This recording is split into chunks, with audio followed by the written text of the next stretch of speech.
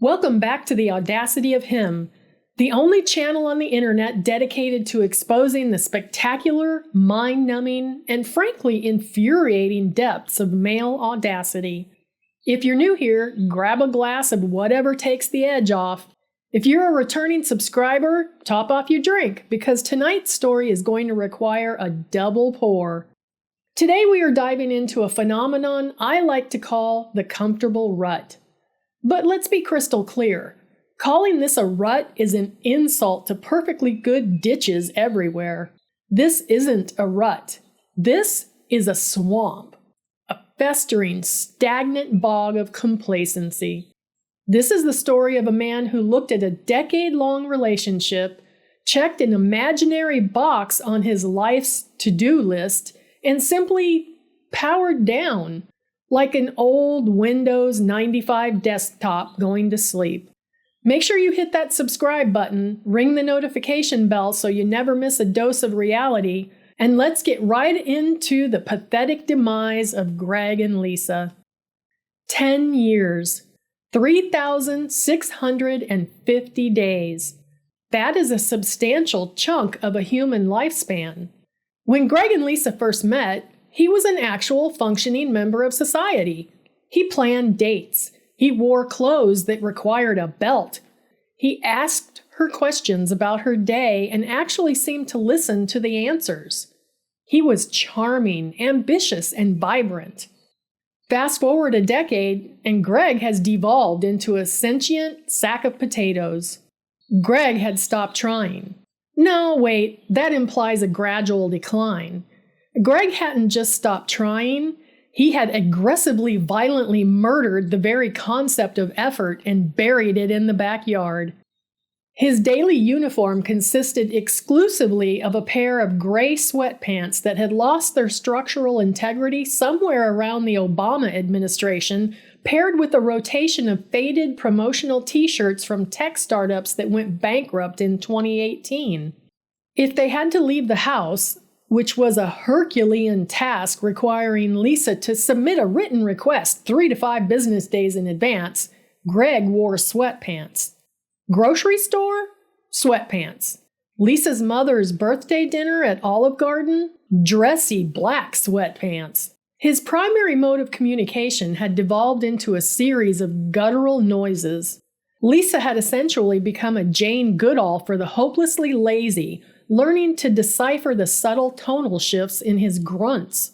A short, sharp humph meant the Wi-Fi was lagging. A low, drawn-out ugh meant he had dropped a Dorito between the recliner cushions and the physical exertion required to retrieve it was too vast to comprehend. A non-committal meant Lisa was speaking words, and he was politely waiting for the noise to stop so he could get back to watching an unboxing video of a mechanical keyboard he was never going to buy. He wasn't malicious. He didn't hit her. He didn't call her names. He didn't cheat. And in the twisted bar-is-in-hell logic of modern relationships, society would look at Greg and say, well, he's a good guy. He doesn't beat you. But Greg was suffering from a terminal case of the audacity. You see, Greg viewed their relationship as a completed checklist item. Get a job, check. Buy a car, check. Secure a female companion to cohabitate with, split the rent, and magically replenish the toilet paper rolls. Check. He thought they were past the point of needing effort. In his mind, he had already caught the fish. Why the fuck would he keep feeding it bait? He assumed Lisa would never leave. Why? Because they were settled. They shared a Netflix account, a lease, and an air fryer. To Greg, the logical nightmare of separating their Spotify family plan was a greater deterrent to a breakup than any emotional bond. Starting over was just too much work, and Greg projected his own profound, bone-deep laziness onto Lisa. He figured she was just as paralyzed by the inertia of their mediocre existence as he was. He was wrong. So incredibly wrong. Before Lisa reached her breaking point, she went through a phase of frantic, desperate, and ultimately humiliating attempts to resuscitate the corpse of their romance. She thought, maybe it's me. Maybe I've let myself go. Maybe I just need to spark the flame. Attempt number 1, the seduction. Lisa dropped $250 on a La Perla lingerie set. It was black lace, strappy, completely impractical, and made her look like an absolute goddess of vengeance and lust. She spent 2 hours showering, shaving, exfoliating, and moisturizing. She did her hair. She put on a smoky eye. She sprayed the expensive perfume she bought in Paris 5 years ago. She felt powerful. She strutted out of the bedroom, heart pounding, ready to rock his world. She walked into the living room. Greg didn't look up. Lisa cleared her throat. She struck a pose against the doorframe. "Hey, Greg," she purred, dropping her voice a full octave. Greg's eyes stayed glued to the screen. "Hey," he grunted. "Notice anything different?" she asked, taking a sultry step forward, the lace leaving absolutely nothing to the imagination. Greg finally tore his eyes away from the pixelated history of Super Smash Brothers. He looked at Lisa. He looked at the lingerie. He blinked slowly, his brain struggling to process the visual information. "Are you cold?" he asked. Lisa stared at him. "Am I cold?" "Yeah," Greg said, gesturing vaguely at her with his free hand. "You're just wearing underwear. The AC is on. Can you toss me my hoodie from the couch before you go put some clothes on? Also, can you step to the left? You're blocking the lower quadrant of the TV." Lisa didn't scream. She didn't cry. She just calmly walked over, picked up his musty, unwashed hoodie, threw it directly at his face, and walked back into the bedroom. She took off the $250 lingerie, put on her oldest pajamas, and felt a tiny, crucial piece of her affection for this man wither and turn to dust. But Lisa wasn't a quitter. If sex appeal wouldn't wake him up from his coma, maybe sheer panic would. Attempt number 2, the culinary disaster. A week later, Lisa decided to test his basic survival instincts. She purposefully left a frozen pizza in the oven at 450 degrees for an hour and a half. The kitchen filled with a thick, acrid cloud of smoke. The smoke detectors, all 3 of them, began to shriek like banshees experiencing childbirth. It was deafening. It was chaotic. It smelled like the fiery pits of hell. Lisa stood in the kitchen, coughing slightly, waiting for her protector, her partner, to rush in, concerned for her safety. A minute passed. The alarms kept blaring. 2 minutes. Finally, over the ear-splitting noise of the sirens, Lisa heard a muffled shout from the living room. "Lisa!" She smiled. Finally, he cares. She rushed to the doorway between the kitchen and the living room. Greg didn't even look at her. He yelled over his noise-canceling headphones. "Lisa, can you turn that shit off? I'm in a boss fight and I can't hear the audio cues." He didn't ask if there was a fire. He didn't ask if she was burning alive. He didn't offer to help. He just wanted the inconvenience to end so he could defeat a digital dragon. Lisa walked into the kitchen, turned off the oven, opened the windows, silenced the alarms, and ordered a salad on Uber Eats for herself. She didn't order him anything. When he emerged 3 hours later, blinking against the harsh reality of the fluorescent kitchen light, and asked what was for dinner, she looked him dead in the eye and said, "Charcoal." Attempt number 3, the absurdity test. By month's end, Lisa was losing her goddamn mind. The lack of engagement was driving her insane. It felt like living with a ghost, only the ghost left dirty socks on the floor and drank all the oat milk. She decided to test his listening comprehension by saying increasingly deranged things just to see if he would register the words coming out of her mouth. They were sitting on the couch. Greg was scrolling through Reddit on his phone. Hey, Greg, Lisa said casually, flipping through a magazine. I was thinking of joining a blood cult this weekend.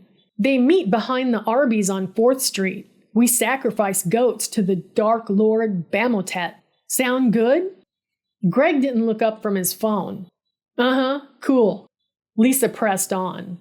Also, on the way home from work, I definitely committed vehicular manslaughter. I just ran over an old lady at a crosswalk and drove away. There's a massive dent in the Honda. I think the cops are looking for me. Greg scratched his stomach. That's crazy, babe. Hey, did we run out of spicy Doritos? I can only find the Cool Ranch ones. Lisa put the magazine down. Greg, I'm fucking your brother. Yeah, I'll just add it to the grocery list, Greg mumbled, tapping the screen of his phone. Lisa sat there in the silence of their living room, the only sound the faint hum of the refrigerator and the clicking of Greg's thumbs on his phone. And then it hit her. It wasn't a slow realization. It was a violent, physical jolt, like being struck by lightning. He wasn't depressed. He wasn't tired. He wasn't going through a tough time at work. He just didn't give a fuck. His apathy wasn't a symptom of an underlying condition. It was a conscious daily choice. He had weighed the value of Lisa's happiness, her sanity, and their relationship against the effort required to simply look at her when she spoke, and he had decided that she wasn't worth the calories it took to move his neck muscles. He was comfortable. He was a parasite perfectly adapted to his host, sucking the life out of her while offering absolutely zero sustenance in return. He thought she was trapped. He thought he had outsmarted the system of human connection by simply refusing to participate in it. The sadness vanished, instantly evaporating into the atmosphere, replaced by a cold, hard rage. The atmosphere in the room shifted. The air grew thick, heavy, and dangerously still. It was the atmospheric drop in pressure right before a Category 5 hurricane makes landfall. Lisa stood up. She didn't stomp. She didn't huff. She moved with the silent, predatory grace of an apex predator. She walked over to the television and, without a word, reached out and yanked the power cord directly out of the wall. The screen went black. The sudden absence of the blue light and the low drone of the TV left a ringing silence in the room. Greg finally looked up. He blinked, his face contorting into a mask of mild annoyance. Hey, what the fuck? He whined, his voice nasal and grating. I was watching that. Plug it back in, Lisa. Lisa didn't move. She stood over him, her arms crossed, her eyes boring into his soul with the intensity of a laser beam. No, she said. Her voice was quiet, dangerously quiet. It didn't waver. It was steel. Greg scoffed, a pathetic, breathy sound. Jesus Christ, are you on your period or something? What's your problem today? Just plug the fucking TV in. He reached for his phone to look at a screen, any screen, to avoid dealing with the reality in front of him. Before his fingers could grasp the device, Lisa's hand shot out. She grabbed the phone off the armrest and threw it with pinpoint accuracy across the room. It smashed into the drywall with a sickening crack, spiderwebbing the screen and tumbling to the hardwood floor. Are you out of your fucking mind? Greg screamed, struggling to sit up in the recliner, the springs groaning in protest. That's $1,000 phone, you crazy bitch! Shut up, Lisa commanded. The sheer authority in her voice hit him like a physical blow. He actually snapped his mouth shut because his jaw had been hanging slightly slack. You listen to me, you pathetic, useless, parasitic fuck, Lisa began, her voice steady, articulated, and dripping with 10 years of repressed venom. I want you to take a really good look around. Look at this apartment. Look at your life. Look at me. Greg swallowed hard. He opened his mouth to deflect, to throw out one of his classic, lazy, gaslighting lines. Lisa, you're acting psychotic. I said shut your fucking mouth, she roared, leaning in, her face inches from his. Greg pressed himself backward into the filthy cushions, his eyes darting back and forth like a trapped rodent. For 10 years, Greg. 10 fucking years. I have watered a dead plant. I have poured my time, my energy, my youth, and my soul into a black hole of mediocrity that is you. I have made excuses for you, to my friends, to my family, to myself. Oh, he's just tired. Oh, he's just an introvert. Oh, he shows his love in different ways. Ha! She let out a harsh, barking laugh that held absolutely no humor. You don't show love, Greg. You don't even know what the word means. You think a relationship is a hostage situation where the victim eventually develops Stockholm syndrome and stops asking to be treated like a human being. You looked at me and you thought, she's broken in. She'll never leave. It's too much hassle. You arrogant, delusional piece of shit. You think your apathy is some kind of protective shield, she continued, pacing a few steps back and forth, the adrenaline making her movements sharp and exact. You think that because you don't care, you can't be held accountable. Well, guess what, Greg? Your apathy isn't a quirk. It's a cancer, and it's killed every single drop of respect, attraction, and love I ever had for you. Greg tried to rally. He tried to summon his masculine indignation, but it came out as a pathetic, shaking whimper. You can't just talk to me like this. I haven't done anything wrong. I go to work. I pay half the rent. That is the bare fucking minimum of adult existence, Lisa screamed, the raw power of her voice shaking the framed pictures on the wall. You want a medal for not being a vagrant? You want a fucking trophy because you managed to transfer funds from your checking account on the first of the month? Is that the pinnacle of what you have to offer a partner? Rent money and carbon dioxide? She stopped pacing and walked back to him, placing both hands firmly on the armrest of his recliner, trapping him in the seat. I put on $200 lingerie and you asked me to move because I was blocking the TV. I faked an arson attempt and you complained about the noise. I told you I was fucking your brother and you asked for Doritos. Greg paled. Wait, what? You're fucking Brian? Lisa closed her eyes, took a deep, centering breath, and opened them again. The fire had burned down to a cool, absolute zero. No, Greg, I'm not fucking Brian. I'm not doing anything to try and get your attention anymore. Because the saddest part of all of this, the real tragedy, it isn't that you don't care about me. It is that I finally realized you are not a prize worth winning.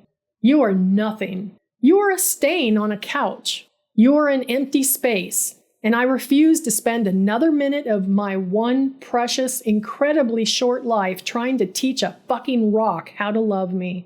She stood up straight, wiping an invisible speck of dust off her shoulder.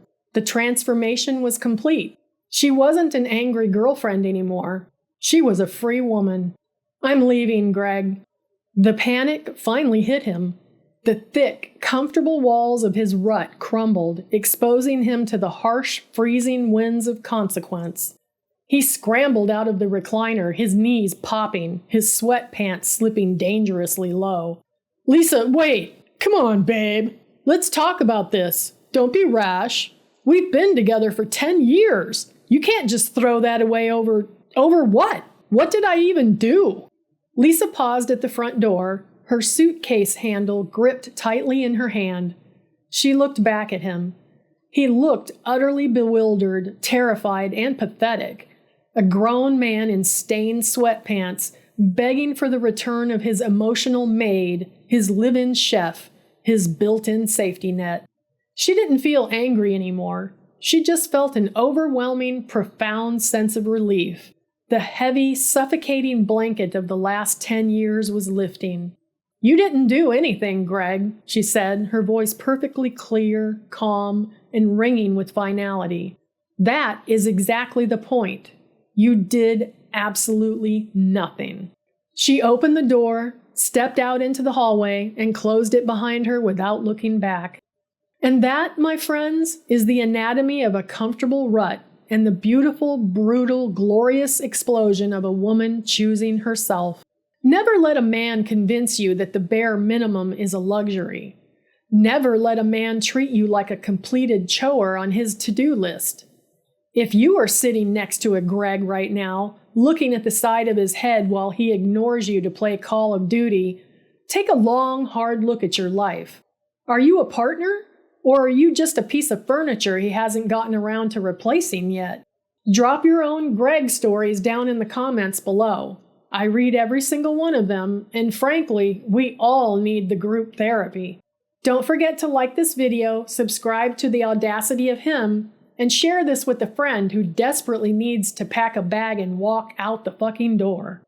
Until next time, stay petty, stay powerful, and never ever settle for a man in dirty sweatpants. Cheers!